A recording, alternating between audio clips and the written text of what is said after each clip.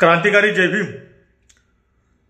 आज या सरकारने शालेय अभ्यासक्रम आराखड्यामध्ये मनुस्मृतीचा सहभाग करून घेतलेला आहे।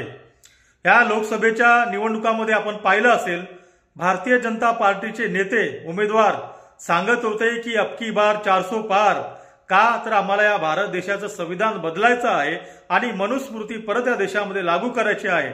आणि हेच चित्र यांच्या या निर्णयातून आपल्याला दिसत आहे।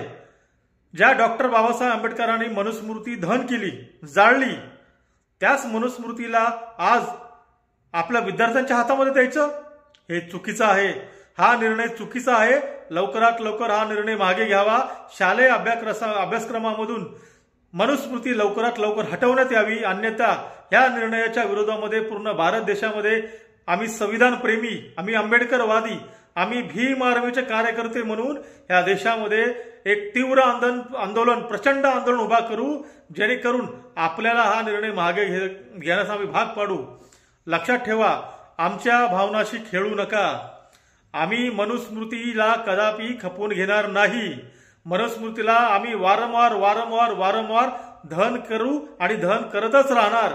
तुमचे मनसुबे आम्ही या देशात यशस्वी होऊ देणार नाही।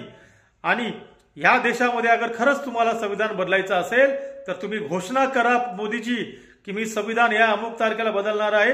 नंतर बघा हा भारतीय जनता तुमची काय हालत करते।